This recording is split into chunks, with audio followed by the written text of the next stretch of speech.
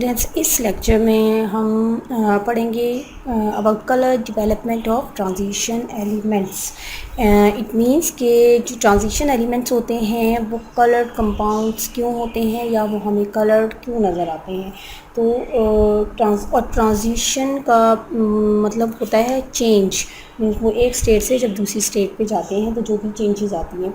तो and we know that in transition elements the d orbitals are responsible for the color development of the compounds. It means के जिन compound में d orbital involve होता है means के उनके electron D सब shell में जाते हैं। कलर डेवलपमेंट उन कंपाउंड्स में होती है और वो इसलिए होती है कि जब भी ये ऑर्बिटल, अगर इसमें इलेक्ट्रॉन होंगे तो मीन बॉन्डिंग में ये ऑर्बिटल इन्वॉल्व होगा और जब भी ये बॉन्डिंग में इन्वॉल्व होगा तो ये स्प्लिट अप हो जाएगा, ये ब्रेकअप हो जाएगा 2 लेवल्स में।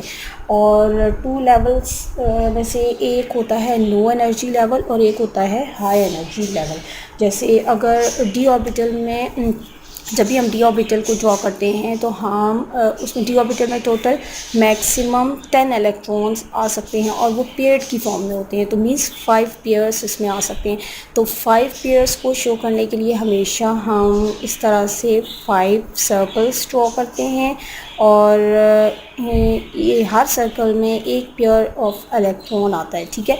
अच्छा, जैसे ये डी ऑर्बिटल इस तरीके से नॉर्मल स्टेट पे होता है, जब उसमें से एनर्जी गेन करते हैं एलिमेंट्स या कंपाउंड्स, तो इनमें ये होता है कि ये नॉर्मल स्टेट से एक स्प्लिटअप हो जाता है, एक तो इसमें हाई स्टेट हो जाती है और सेकंड इसमें लो एनर्जी स्टेट होती है।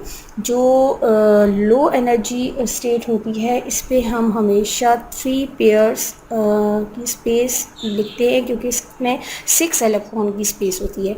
और जो हाई एनर्जी स्टेट होती है यहाँ पे maximum 4 electrons means 2 pairs of electron की स्पेस होती है, तो इसलिए हम ये पिक्चर इस तरह से ड्रॉ करते हैं।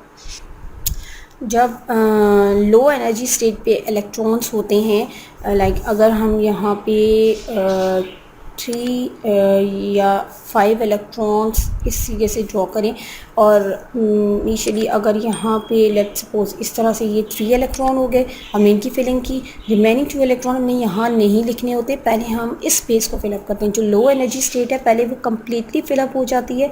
इस तरीके से ऑपोजिट स्पिन के साथ हम यहाँ पे सेकंड इलेक्ट्रॉन, ये एक मैंने इसके अकॉर्डिंग नहीं लिखा, लेकिन अगर चले हम एक इलेक्ट्रॉन यहाँ पे हम एक और ऐड कर लेते हैं तो ये इस तरीके से ये 6 इलेक्ट्रॉन हो गए, तो ये 6 इलेक्ट्रॉन यहाँ पे कंप्लीट हो गए।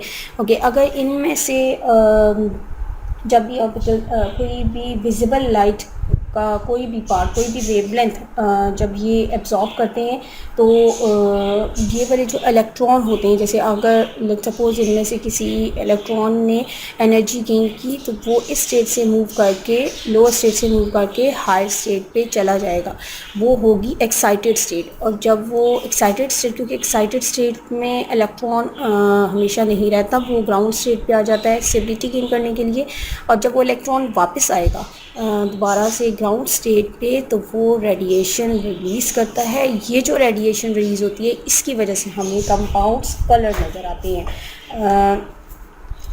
कुछ कंपाउंड्स में, जैसे जितने भी कंपाउंड्स हैं उनमें ये एनर्जी लेवल्स का डिफरेंट होता है, इसलिए वो डिफरेंट रेडिएशंस एब्जॉर्ब करते हैं और डिफरेंट रेडिएशंस ट्रांसमिट करते हैं।